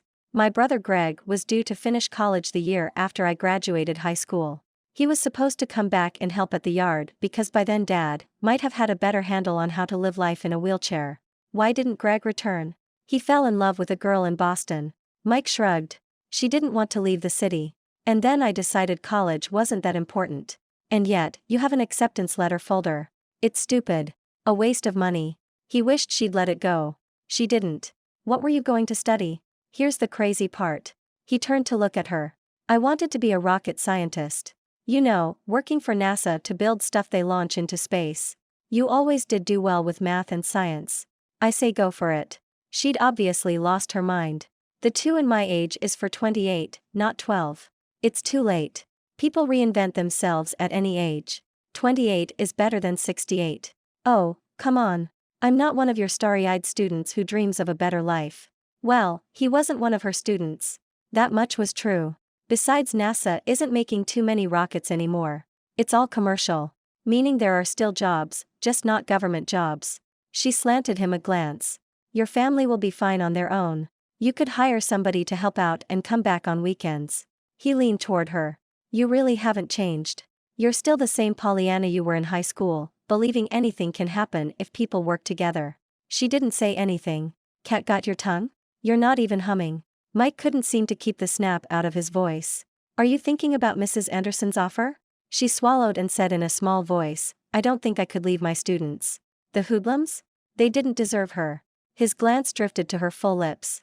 Who was Mike kidding? He didn't deserve her either. They aren't criminals. Don't say things like that. You're angry because your life didn't turn out the way you wanted it to. She was right. But Mike didn't see any way to live other than this one. "I'll help you fix the stage as soon as I get something to eat." Carol found a parking spot a few blocks away from Posey's and the town square. Her stomach felt as if it was caving in on itself, while her heart felt twisted and torn. Half felt full just by being with Mike. The other felt broken because her mother might not live to see another holiday season. Food and then we work. That's a promise. Unlike his brother's word. You won't get any argument from me. The snow kept falling, piling on drifts made by snow plows earlier in the day. Fixing the stage wouldn't be easy. But if they didn't fix it and get the stage covered with a waterproof tarp, more boards would weaken, making the stage dangerous. Despite the snow, the town wasn't shut down. Carol and Mike worked their way through the smaller than normal crowd of smiling holiday shoppers carrying brightly colored bags sprouting wrapped presents, curly ribbon bows, and tissue. A group of Holly Scouts spilled out of the teapot carrying steaming cups and giggling as they passed a trio of boys their age. Chloe Lincoln juggled apples in the middle of the closed plowed street surrounding the town square. Buying a bag of Lincoln apples to make pie was a holiday tradition in Christmas Town. Carol and Mike passed timeless antiques and collectibles. Carol paused, her eye caught on the display of snow globes in the window. If she was buying Mike a gift, which she wasn't, a snow globe would be perfect, a way to pay tribute to his mother a decade after her passing. Mike realized Carol wasn't next to him and turned. She smiled reassuringly, and hurried to catch up. She took his arm. The last thing this man needed was to fall again. She thought she heard him sigh, but when she glanced up, he was smiling at her. Once inside Posey's diner, they were seated immediately. Without all the decorations, Posey's diner would have looked like any other average, dated diner. Red booths lined the walls and windows. Mismatched tables were scattered in between the counter and the booths. White Formica tabletops. Swivel stools. It would have been nothing special, if not for Posey. The proprietress waved them toward a booth beneath the front windows. The red-headed 60-something had boundless energy and a love of holidays, all holidays. She jam-packed the diner with holiday decorations. The ceiling fans didn't twirl. Their blades served as arms to hang garlands and hold stuffed animals, which were crammed together and wired in place. Shelves lined the walls, also chock full of holiday cheer, sparkly snowflakes, twinkle lights, plastic red cardinals, sock snowmen, yarn dolls, strings of popcorn, and so much more. And somewhere in all the trimmings, Elmer the elf was hidden, waiting to be discovered. And the one who discovered him? They got a free piece of pie and the right to hide Elmer somewhere else. Carol glanced around. Elmer was never an easy find, but this wasn't Carol's first Elmer rodeo. Do you need a hint? Mike's smile was indulgent, yet sly. He'd already spotted the elf. Don't tell me. That's cheating. She delayed looking at the menu, despite being hungry. We rarely came to Posey's when I was a kid. It was too expensive for us, too, Mike admitted. Greg took out all kinds of student loans to get through college, even with my parents' help. I tried to get academic scholarships, but a lot of schools only offered me a full ride for football, which he'd never get at age 28. Carol reached for his hand, needing to touch him so he'd know she cared that his dreams hadn't worked out. I don't think I slept a wink in college. I was either in class or studying or working. She wanted him to go back, but it was an exhausting experience to go full-time and pay as you went. And she also wanted to find that elf. She withdrew her hand. You can go back, but you'll be drinking a lot of caffeine. I'm not going back. He sank into the booth seat. Tell me why you decided not to be a nun. No, there were too many people in Posey's who might hear. It was a man, wasn't it? Some guy changed your mind. She could not look at him. He chuckled. We'll talk later, then. When we're alone. Alone? She stopped looking for Elmer, her gaze flying to Mike's face. He was grinning like he had a secret she didn't know about. That grin. It made her cheeks feel like a burning Yuletide log. Did you hit your head during the accident this morning? She knew he hadn't, but how else to explain his expression? You mean our accident? His grin seemed less bright. Or maybe the light caught the stubble on his chin when it came up a notch. Regardless, his eyes burned into hers. Her breath moved in and out as slow as a mid-morning tide. It was safer looking for Elmer. She dragged her eyes away. Mike kept talking. I've been thinking, there was something bright red behind a display of white polar bears. Carol gasped. 2 children in the booth next to them heard her. She caught their attention and directed their gazes toward Elmer's hiding place. We found Elmer, the little boy cried. Pie pie pie. His younger sister clapped her hands. Carol settled in the booth and opened the menu. The day's special was clipped on the inside. Turkey pot pie with biscuit crust. It sounded delicious. But, Mike pointed to the young boy and girl. Carol shrugged. I don't need elf bounty pie. It's enough that the kids found him. Posey came over and hugged Carol. She wore reindeer earrings with red noses that blinked. I still remember the time you sat with me after I got my hip replaced. You must be the worst poker player ever. She walked toward the door and a new group of customers, calling over her shoulder, a slice of peppermint pie will be coming after your meal. Mike leaned forward, an appreciative glint in his eye. You knew Posey would give you a free piece of pie. She had. What she hadn't known, what she hadn't expected, was the way Mike looked at her, as if this was the year Carol's dream was going to come true and he'd ask her for a kiss beneath the gazebo on the town square. There was a better chance of Mike going to MIT than him kissing her. After the waitress took their order, Mike sat back in the booth, looking tired. Tell me about this boy who kissed the idea of being a nun out of your mind. He didn't know it had been him. Carol stared out the window. The snow was still coming down. Must be nearly 3 feet on the stage now. There's no way that conversation would go well for me. But it'd be a fun way to pass the time. His grin made her want another kiss. Carol loosened the scarf around her neck. You'd hang that over my head, the same way you did Merry Christmas Carol. He straightened, suddenly serious. I never called you that, not after that one time. But others did. She was sorry she'd brought it up. It made her seem petty and weak. Reindeer games, and all. And I bet you took it with the same good grace you took me yelling at you the night my mom died. He reached for his water glass. You told me to fight back my grief the way I used to fight on the football field. It looks like you did. He nodded. That's what you need to do with those students you care so much about. Carol couldn't answer. If you care so much, you need to fight for them. His gaze wouldn't let hers go. It was as if they'd been close for years. It felt as if he knew her that well. You won't be able to let them go without a fight. If you do, you won't be able to sleep at night. He was right. But would she sleep any easier if she knew she hadn't been in Christmas Town to support her mother through her final hours? Chapter 7. Nick and Sam had answered Mike's SOS call and helped clear the stage after lunch, put the new board in place, and cover it with a tarp. Painting would have to wait. The snow just kept on coming. Carol drove Mike back to the lumber yard where she helped him clear room in the warehouse for a delivery that Mike knew wouldn't come. No deliveries would be made or received in this weather. Selfishly, Mike hadn't told Carol that. If he had, she'd have gone on to help someone else. Not the most exemplary behavior for the holiday season. But Mike needed more time to figure out whose kiss had changed Carol's life plan. He'd like to suspect it had been him, but that couldn't be. Carol swept the area they'd cleared with a push broom, humming White Christmas. When she turned, Mike stood in her path. Do you regret it? Her gray eyes widened and she whispered, regret what? Not being a nun. No, she glanced at his mouth, blushing furiously. It had been him. Pride made Mike stand taller. Then I won't apologize for kissing you and changing your future. He wrapped his good arm around Carol and pulled her close. The broom clattered to the concrete. Carol didn't resist his embrace. How did you know? I must have given something away in a moment of weakness. You make me a little weak in the knees. It was the truth. He was going to have to figure out how to do long-distance relationships, because he didn't want to let this special woman slip through his fingers a second time. Or was this the third time? Don't look up. Why not? Her hands drifted up around his neck. Because I'm going to tell you we're standing beneath the mistletoe. Mike knew what Carol had missed out on in high school: young romance, stolen kisses. He wanted things to be romantic for her. Now and forever.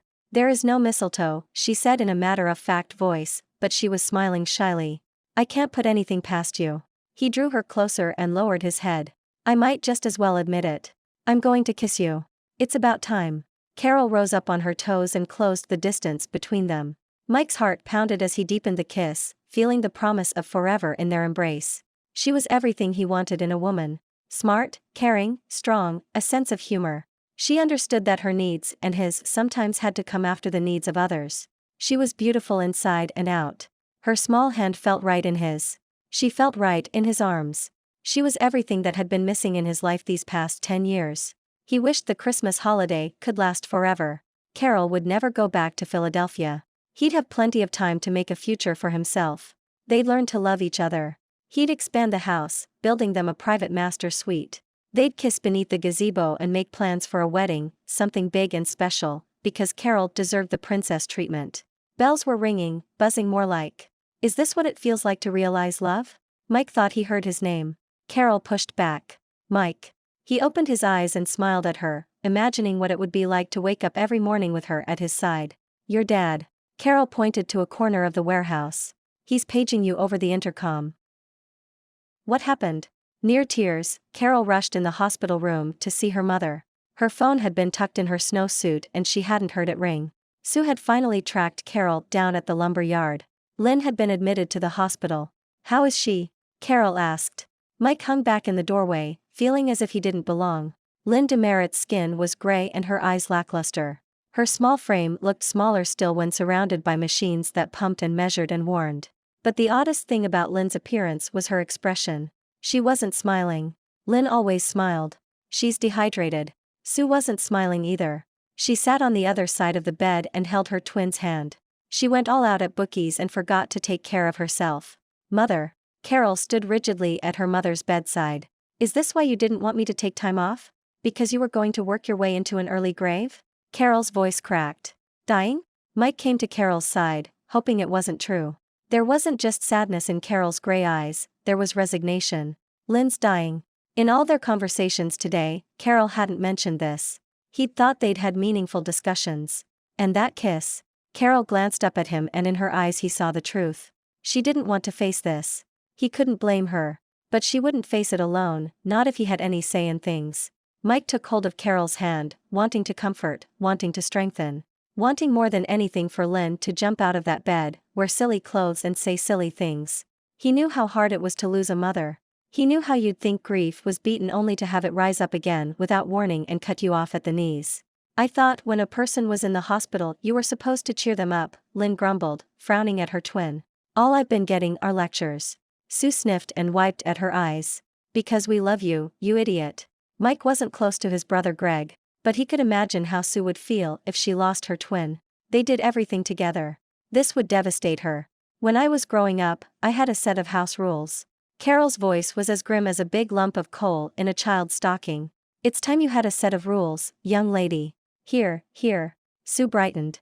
From now on, you'll do as we say. Pfft, Lynn stared at the ceiling.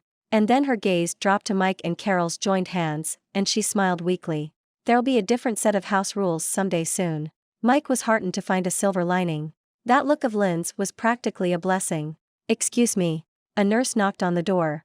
She held a red flower arrangement in a ceramic sleigh. When Lynn DeMerritt gets admitted, she gets a door prize. How lovely, Lynn murmured without having looked at it. She was still staring at Mike and Carol's hand clasp. The perfect Christmas gift. Oh, great, Sue mumbled. My sister gets rewarded for bad behavior. The nurse brought the bouquet in and set it on the bedside table. She kissed Lynn's cheek and smoothed her hair. I bet by morning there'll be so many flowers in here we won't be able to find you to take your vitals. She's staying overnight? Carol's voice sounded brittle. Hence the room. Sue was gloomier than Eeyore on a rainy day. Just for observation, the nurse reassured them and then left. Carol. Lynn reached for her daughter, but she smiled at Mike. Do you know why I named you Carol? Because I was born on Christmas. The sarcasm in Carol's voice was dialed up to 15 on a 10-point scale. Because I couldn't stop singing with joy when I learned I was pregnant. Lynn's gaze finally turned to her daughter. For years, you were the reason for a Merry Christmas, even when I had little to celebrate. Sue nodded, wiping her eyes again. You never complained when I kept you out of recreational soccer so we could visit the elderly at Over the River on Saturdays. You never complained when I made you work the soup kitchen on Thanksgiving. The more Lynn talked, the angrier Mike got. Had she robbed Carol of every childhood joy? Forget romance, Mike wanted to give Carol a normal life. You had a heart bigger than mine and a smile that didn't discriminate, Lynn was saying. You will always be my Merry Christmas Carol. Sue sobbed and half-hugged her sister. Lynn stroked her sister's wild hair, but she wasn't done.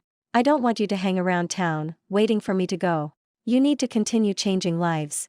Carol stood unmoving for several moments, during which time Mike struggled to hold back a hearty, what the heck. If he'd known his mother was going to die, he'd have dropped out of school to savor every last moment. If that's what you want. Carol backed away from the bed, bumping into Mike. She let go of his hand and fled the room. Carol? That was Sue, not Lynn. She'd raised her tear-stained face from her sister's shoulder. Lynn, you've gone too far this time. I haven't. Lynn stared at Mike. I want my daughter to know how to prioritize love and goodness. Mike didn't say a word. He couldn't, because arguing with a dying woman was always a losing battle. Besides, Carol needed him. Chapter 8. I don't want to go to the town square, Carol repeated for what felt like the 10th time.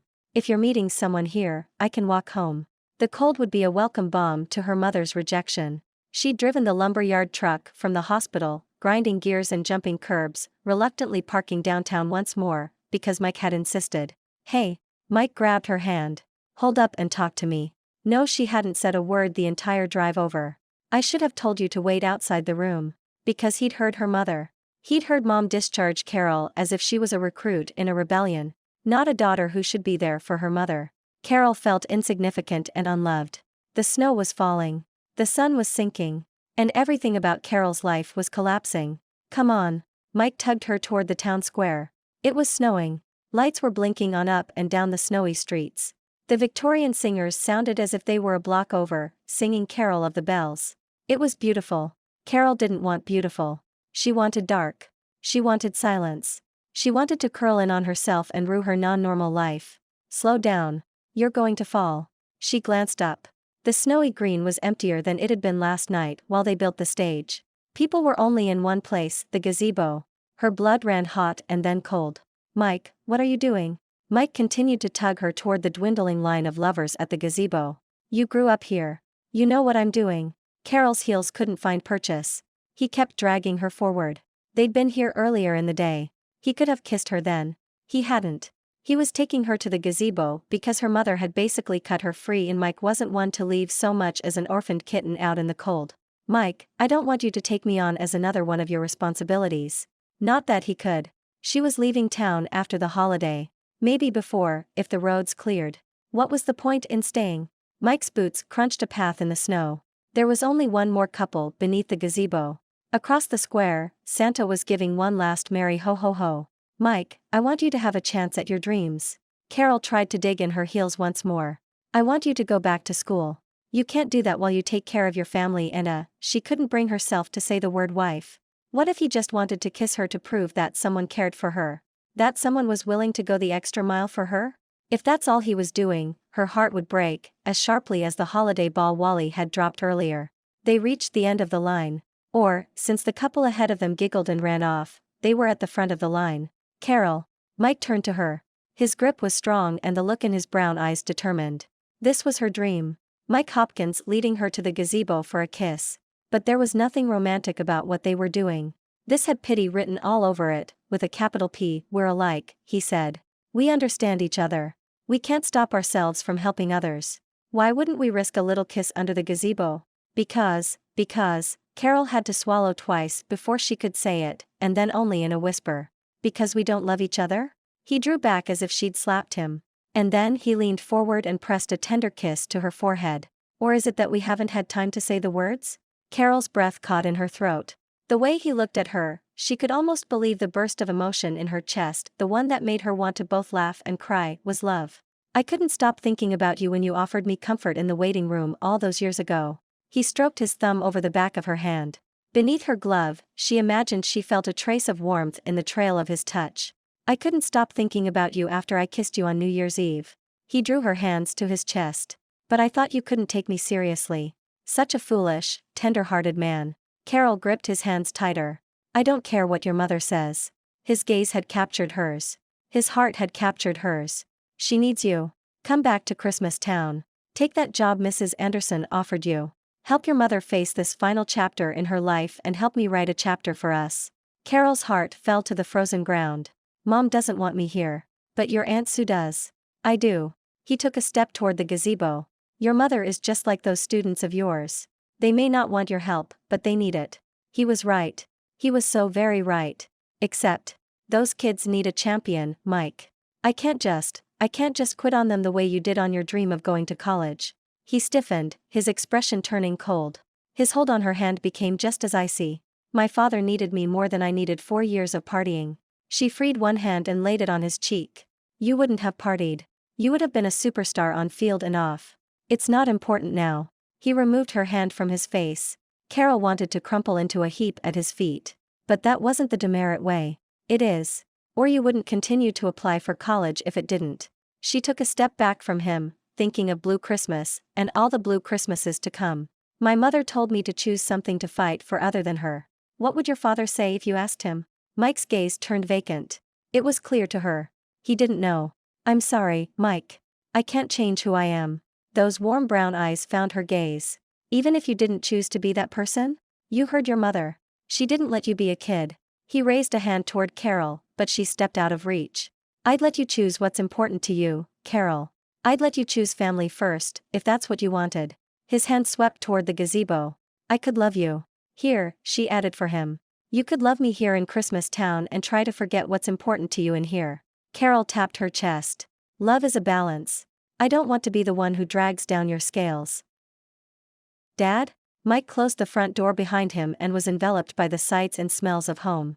His father cooked at a low stovetop built into a cut-down cabinet, the one Mike had modified so he could make meals while in his chair. Today was spaghetti day. The smell of tomato sauce and garlic permeated the air. Grandpa Wally was resting in the recliner behind a newspaper, snoring softly. This was Mike's life.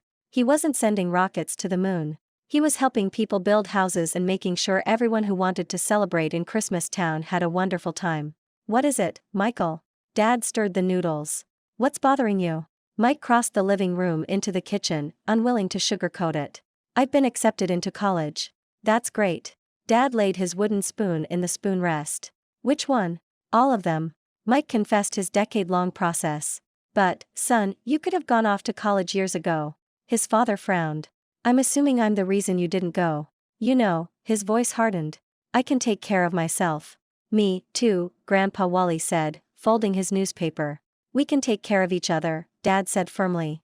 There's a service I can call to pick me up and take me to the doctor. Sue told me the grocer delivers again. Grandpa Wally lowered his footrest. What's old is new again. My mother used to get a box of groceries delivered. If you want to go to college, you should. Dad touched Mike's arm. But what about Carol? Mike couldn't admit she'd rejected him. The words stuck in his throat. Whose stocking is this? Grandpa Wally shook the red stocking Mike had found in his office. It jingled. He reached inside and withdrew a small sheet of red and white paper and squinted at it. I can't quite read it. It says, you'll find whatever you need away from home. How had Carol gotten it inside the house? It doesn't. Grandpa Wally walked into the kitchen and thrust it toward Mike. I think it says to follow your heart. Now, I know these stockings turn up from time to time and I'm not one to believe in myths and superstitions, usually. Mike took the sheet of paper, confirming that it did indeed say, follow your heart. But I did kiss your grandmother on Christmas Eve under the gazebo. He sat down at the kitchen table. And that was one bit of holiday magic that I was happy to claim. I proposed to your mother under the gazebo, Dad said quietly. I was hoping to propose to someone else one day. Mike recalled his father looking at Sue with love in his eyes. He laid a hand on his father's shoulder. Lynn's dying, Dad. He hoped Sue let his father fill the void Carol hadn't let Mike fill. His father's eyes brimmed with tears. Are you sure? Mike nodded. I know what you're thinking. Dad drew a deep breath. I wasn't banking on Sue when I told you we'd be fine. He patted Mike's hand. When it comes down to it, I hope I can be the blessing to the DeMerritt family that Lynn was to ours. You will, Dad. Mike bent and hugged him, thinking about magic stockings and magic traditions, and the power of love to fill a soul and heal. Carol? Aunt Sue knocked softly on Carol's bedroom door, not waiting for an answer before opening it. She looked pale, wrung out in a wrinkled navy track suit, gray-brown hair flying with static. Your mother's getting out at 5 this afternoon. The doctor said her blood counts are good. Finally, Carol had been reading Christmas at the Comfort Food Cafe. She set her book down and tugged at her red and green leggings. It had been 3 days since Carol had let Mike go. 2 days since her mother had freed Carol of any obligation. She'd cried. She'd done what little Christmas shopping she had on her list and wrapped her gifts. She should have left town. She couldn't seem to. She always spent her birthday in this house. Lynn said to come back at 5:30 because they're always late. Aunt Sue's eyes sparkled.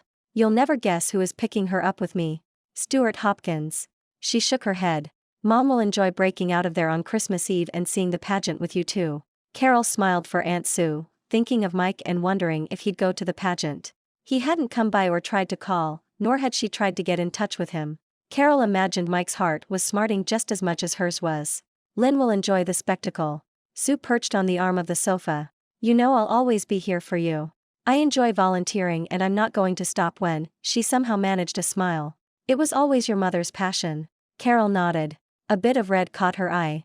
The felt stocking was on the arm of the sofa, the same as it had been the day she'd arrived.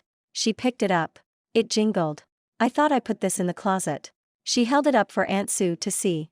Aunt Sue gasped and color splashed onto her cheeks. It's one of those so-called magic stockings.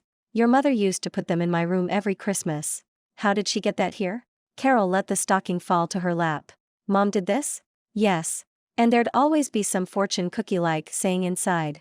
Aunt Sue winked. You know, fortune cookie fortunes are generic for a reason. They can apply to anyone. Carol knew all about the myth of the stockings in Christmas Town. But unlike Aunt Sue, she'd never received one before. And this one hadn't been on the sofa earlier. Go on, Aunt Sue urged. Reach inside. Let's see what your mother has to say this year. Carol reached inside and pulled out another piece of red and white paper. This one had a different message written in green felt pen, go to the gazebo at 5. She showed it to Aunt Sue. That sounds like Mom, all right. So determined that Carol find someone. The stocking jingled once more. Carol and Aunt Sue exchanged looks. It was empty. Carol handed it to her aunt. You look this time. Aunt Sue reached in, producing a similar scrap of red and white paper. She'll be back in 4 years. Sue gasped and dropped the stocking. She gave Carol a guilty look. It's about you. I've been dreading you leaving. Carol shook her head. This is weird. The stocking jingled again. Carol got to her feet and stared at the stocking as if it was a spider who'd crawled unexpectedly into view. Was it empty when you put your hand in there? Yes, Aunt Sue whispered. You don't think, she clutched her chest. What if Lynn's gone and this is her? Carol felt as if too many strands of garland had been wrapped around her chest and the knots were being pulled. Call the hospital. Aunt Sue did. Mom was fine. Her aunt stood in the doorway, pale once more. All those stockings, all those years, they might not have been from Mom. Carol still hadn't touched the stocking. It jingled as if impatient. All right, all right. She picked up the stocking.